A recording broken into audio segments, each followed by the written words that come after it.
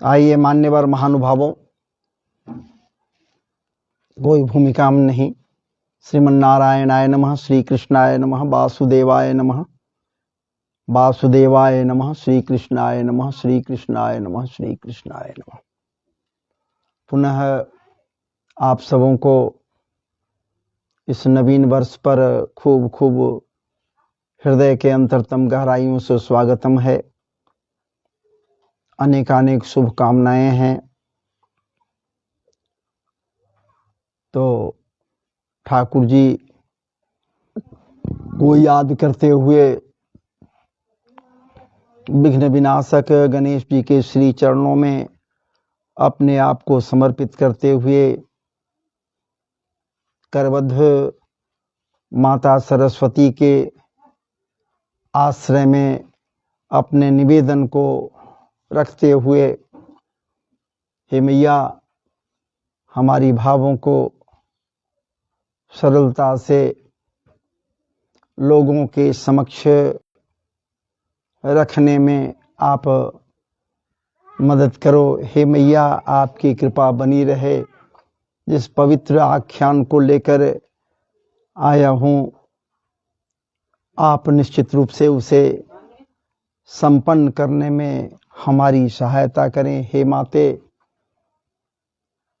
इसके बाद भगवान वासुदेव श्री कृष्ण चंद्र जी महाराज के श्री चरणों में इस दास की ओर से नमन बंदन अभिनंदन है, क्योंकि जब तक उनकी कृपा नहीं होगी तब तक उनके विषय में कहाँ कोई कुछ कह सकता है, सुन सकता है, कर सकता है, बोल सकता है।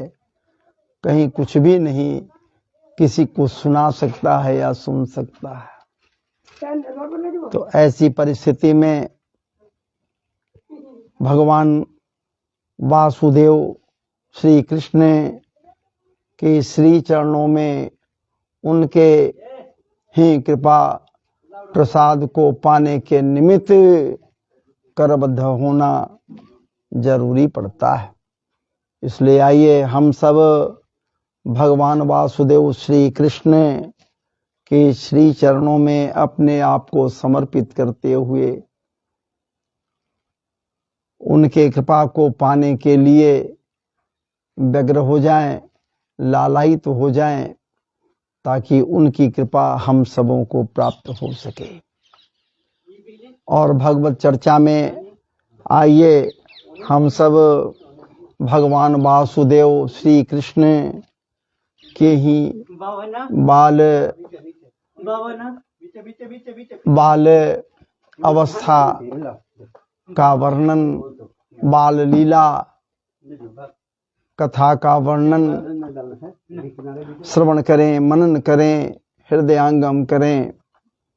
तो आइए भगवान के बाल लीला में ये जो प्रसंग है, और ये प्रसंग है महाराज जी नंदगांव का है।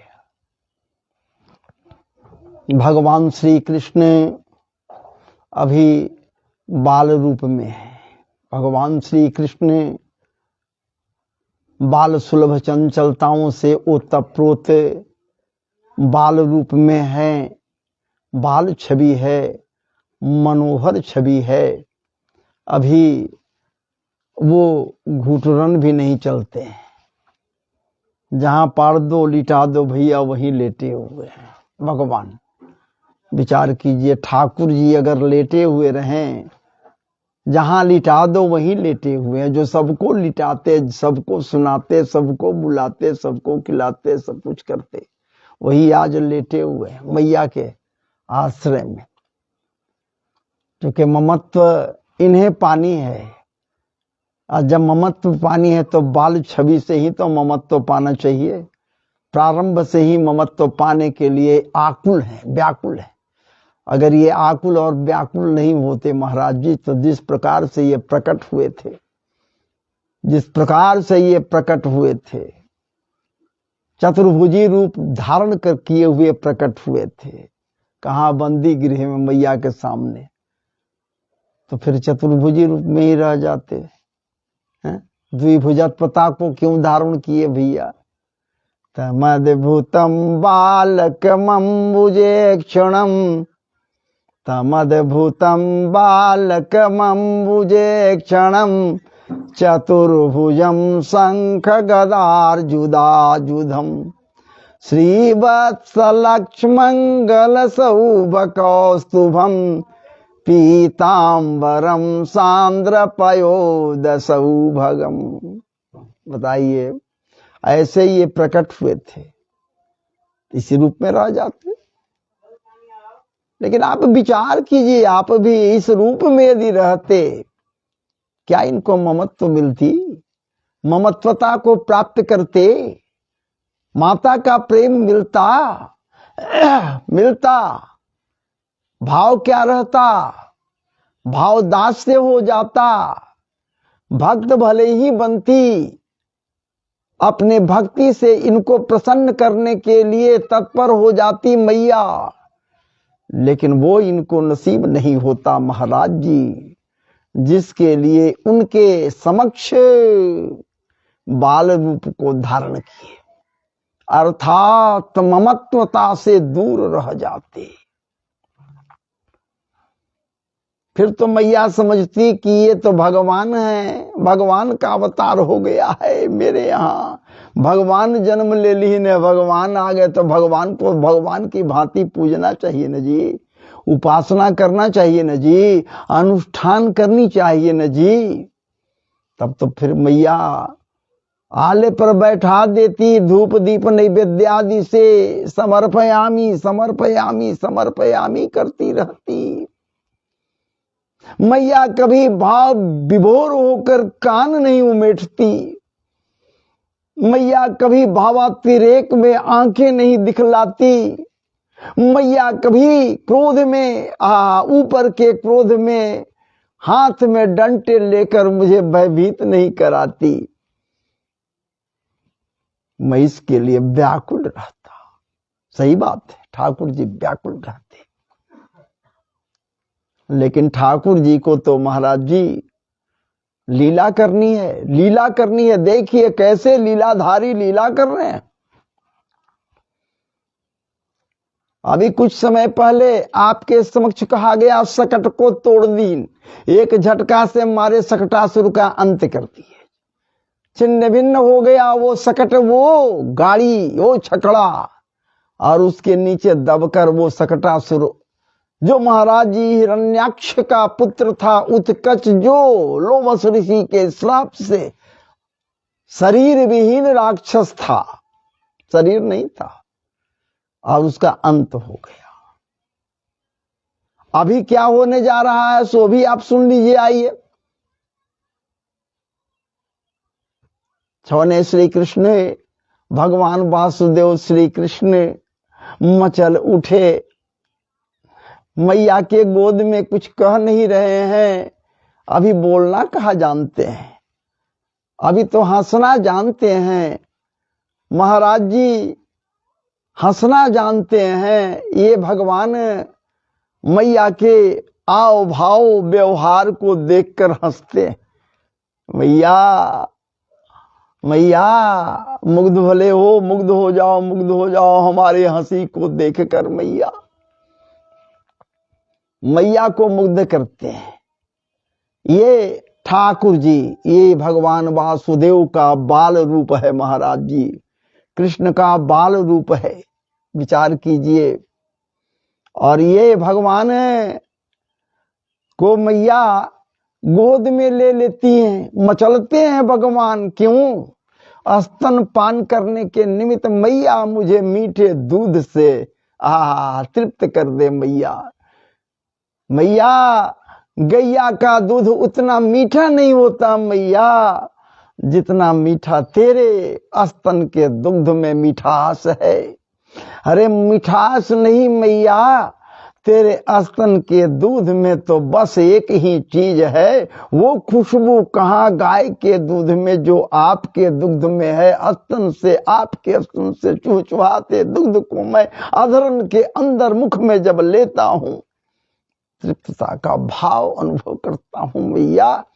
ये मिठास कहाँ, ये मधुरिमा कहाँ उस दुग्ध में जो मधुरिमा आपके दुग्ध में है। इसलिए मैया आप कभी अलग मत हटा, हमें पान कराती रहना। लेकिन मैया तो भाई काम भी तो करती है, घर का काम है, नाना कार्य है, नाना जंजाल है। सारे कर्मों को करते हुए बालक को भी, ठाकुर जी को भी पालना पोसना है। लेकिन जब मचल उठे हैं तो मैया लाचार होती है, अल्लाह को गोद में लेती है। चूचुहा रहे दुग्ध को के, चूचुहा रहे दुग्ध से निपुल को, महाराज जी स्तन के निपुल को ठाकुर जी के मुख में दे देती है। अभी तो ज्ञान भी नहीं उनको है कि मुख पर ले लें, स्वयं मुख को देती है, मुख में स्तन के निपुल को देती, जहां से दुग्ध चूचुहा रहा है। ममत्वता से प्रपूरित दुग्ध है महाराज जी, मधुरता से प्रपूरित दुग्ध है महाराज जी। और इस दुग्ध मैं निपुल को जब मुख में देती है, ठाकुर जी चुभुर चुभुर चुभुर चुभुर चुसुर चुसुर चुसुर चुसुर चूसने लगते हैं, दुग्ध का पान करते हैं। इतना दुग्ध महाराज जी ठाकुर जी मस्त होते हैं, पान करते हैं, पान करते हैं। लेकिन कुछ काम भी है, कुछ काम है मैया के पास। एक काम नहीं, अनेकों कार्य हैं भैया, अनेकों कार्य हैं। ये काम है, वो काम है, वो काम है। अगर बाब तुम्हें गोद में लिए हुए दुग्ध ही पिलाती रहूंगी तो मेरा काम कौन करेगा?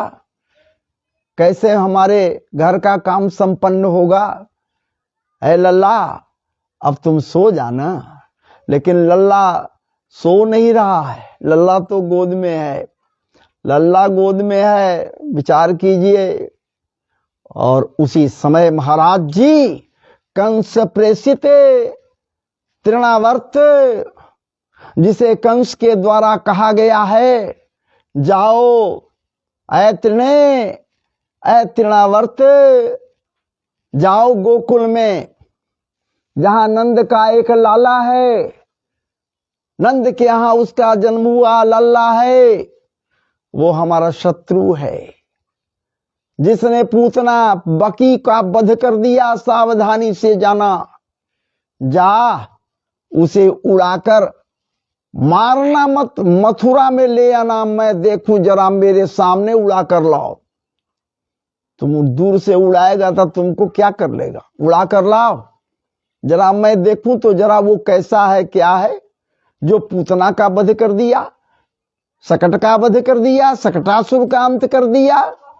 इसलिए जा तू उड़ाकर उसे मेरे पास लाओ, और देखने के बाद मैं उसको यही मथुरा में वध कर दूंगा, उसका अंत कर दूंगा। कंस की प्रेरणा मिलते ही तृणावर्त महाराज जी, जो तृण के समान स्वयं उड़ जाए या तृण के समान दूसरे को उड़ा दे, तृण मतलब खेर, हवा में खेर उड़ जाता है, हवा में खेर पार उड़ जाता है, उसी प्रकार से तृणावर्त राक्षस दूसरे को भी उड़ाने में सक्षम है महाराज जी। भारी से भारी वस्तु को भी तृण की भांति उड़ा देने में ये सक्षम है तृणावर्त। इसलिए कंस कहा कि जा उड़ाकर तू ले आ, कुछ नहीं करना है तुझे, तू उड़ा कर ला, मैं देखूं यहां, और देखने के बाद उसका वध कर दूंगा। और वही तृणावर्त आ गया महाराज जी बवंडर के रूप में, बवंडर के रूप में आया हुआ है। कहां? नंदगांव में, गोकुल में। ठाकुर जी समझ गए कि आहा आ गए, मामा द्वारा प्रेषित, ये भी मामा ही हमारा है, आ गया हमें उड़ाने वाला, ले जाने वाला। जब तक मैया के गोद में रहेंगे तब तक उड़ावेगा कैसे? मौका तो देना चाहिए कि वो हमको उड़ावे। जब वो हमें उड़ाएगा तो मैं भी उसे उड़ाकर वहां भेज दूंगा जहां से पुनः आएगा नहीं। यहां उत्तम लोक मामा को भी मैं दे दूंगा, यहां से उस लोक में भेज दूंगा जहां से आवागमन के साधन से मुक्त हो जाएगा। क्योंकि आपको विदित है महाराज जी, सबको विदित होना चाहिए, जो ठाकुर जी के हाथों जिसका अंत होता है, जिस पर ठाकुर जी कृपा करते हैं, साक्षात नियंता के द्वारा जिसका अंत होता है, भला उनका पार्षद नहीं होगा तो क्या हो जाएगा? विचार कीजिए, यही हुआ। अब मैया गोद में लिए हुए हैं, दुग्ध पान कर रहे हैं, दुग्ध को तो छोड़ दिए, ये दुग्ध को छोड़ दिए हैं, लेकिन मैया गोद में लिए हुए हैं, नीचे रख नहीं रहे हैं। मैया जब तक नीचे नहीं रखती हैं तब तक तो कल्याण न मेरा होगा और न मैं उस उड़ाने वाले राक्षस का कल्याण होगा। इसलिए ठाकुर जी अपने शरीर का वजन माया के द्वारा बढ़ाने लगे। देख लीजिए माया, ठाकुर जी भगवान वासुदेव श्री कृष्ण मैया के गोद में माया के द्वारा अपना वजन बढ़ाने लगे। धीरे धीरे धीरे धीरे इतना वजन हो गया कि मैया विचार करने लगी है, ये कैसे हो गया? एकाएक हमरे बालक हमारे कृष्ण के शरीर में वजन कहां से आ गया इतना ज्यादा? ओ, लगता है कि दुग्ध ज्यादा पी लिया है ये, इसलिए इसका वजन बढ़ गया और अब उठा नहीं पा रही है, इतना वजन बढ़ गया। इसलिए वहीं पर आंगन में भगवान वासुदेव श्री कृष्ण को लिटा देती है कपड़े बिछाकर महाराज जी, और वो चली जाती उधर दूसरे काम करने के लिए। तब तक तृणावर्त मामा जी आ गए। वो मामा जी हैं जिनको कंस के द्वारा भेजा गया है, जा उड़ा कर ले आ, मारना मत, मथुरा में लाना, देखूं कैसा वो है। और जैसे ही बवंडर रूपी तृणावर्त आया और भगवान को उड़ा लिया, मैया को पता भी नहीं, मैया तो भीतर में है, भगवान को उड़ा लिया। वो तृणावर्त लिए हुए आकाश में चला गया। आकाश में जाने के बाद जैसे ही वो मथुरा की ओर मुंह किया, मथुरा ले जाने के लिए, बस ठाकुर जी समझ गए कि यहाँ हमको तुम मामा के पास ले जा रहा है। प्रारब्ध में जब कुछ लिखा होता है उसी समय कुछ होता है। अभी प्रारब्ध नहीं है कि मैं उस मामा का दर्शन करूं, इसलिए अभी तेरा काम तमाम कर दूं। क्योंकि हमारे भाइयों को पत्थर पर पटक पटक कर मारा है तेरा वो भेजने वाला मामा, तो चलो मैं भी तुझे आज पत्थर पर पटक कर मार दूं।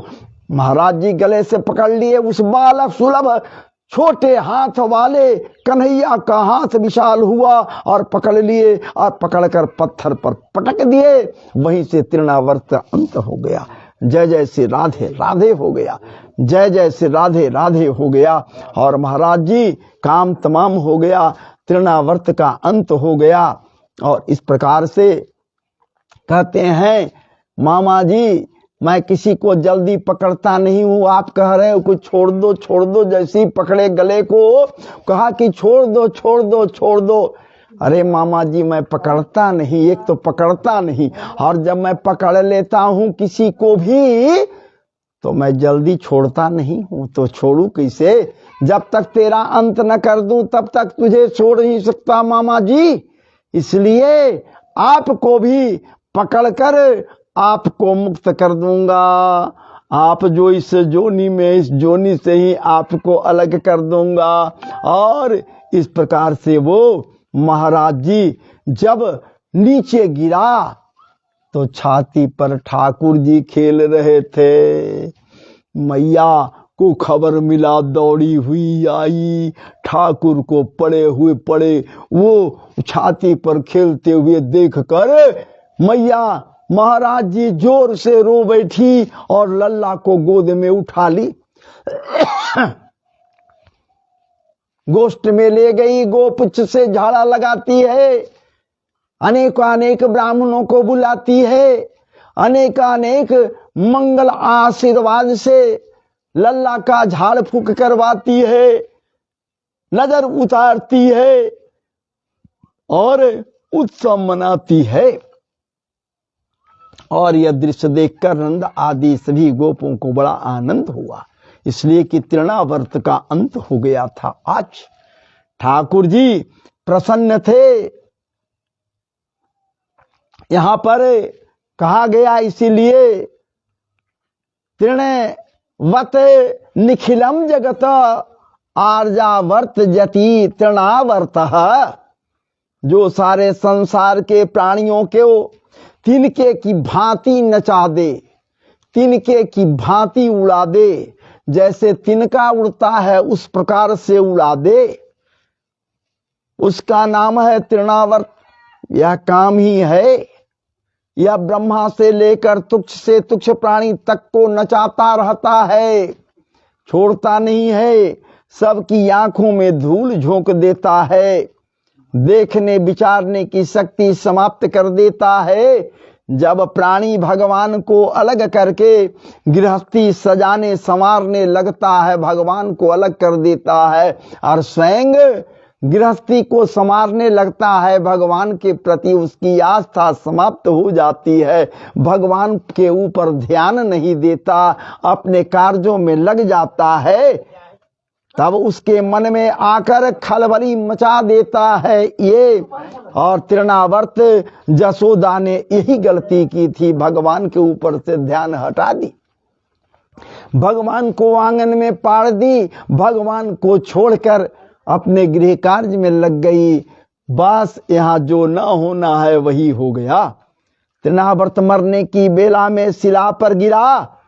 पत्थर शंकर का प्रतीक है, पत्थर जो है वो शंकर का प्रतीक है, भोलेनाथ का प्रतीक है। मृत्यु के देवता संहारक भोलेनाथ भूत भावन शंकर भगवान है। अतः यह सिद्ध हो गया कि मामा की नगरी से आए हुए उनके सेवक को कन्हैया ने नहीं, कन्हैया जी नहीं मारे, वो तो ऊपर से फेंक दिए, शंकर जी मारे जो संहारक हैं, उनके द्वारा इसे मामा जी का अंत हो गया। तृणावर्त का महाराज जी एक इतिहास है, आप भी जानिए, आप भी सुनिए। एक देश जिसका नाम पांडु देश है, पांडु देश, पांडु देश में एक महाप्रतापी राजा रहा करते थे, उनका नाम था सहस्त्राक्ष। पांडु देश में सहस्त्राक्ष नाम कर करके एक राजा रहा करते थे। एक समय वो गंधमादन पर्वत पर स्त्रियों के साथ विहार कर रहे थे। विहार करने वाले राजा थे। सोचिए, राजा लोग तो मत कहिए, स्वतंत्र नहीं स्वच्छंद भी राजा हुआ करते थे। स्वतंत्रता बड़ी चीज नहीं है, स्वतंत्र हो जाए तो क्या बात है, कोई हर्ज नहीं है, लेकिन कोई यदि स्वच्छंद हो जाए ये उचित नहीं है। लिए राजा सहस्त्राक्ष स्वच्छंद होकर गंधमादन पर्वत पर स्त्रियों के साथ विहार कर रहे थे। विचार कीजिए, संजोग की ऐसी बात रही, उसी समय वहां महान क्रोधी दुर्वासा ऋषि, आपको ज्ञात होगा कि वो क्रोधी क्यों हैं। कौन है दुर्वासा ऋषि?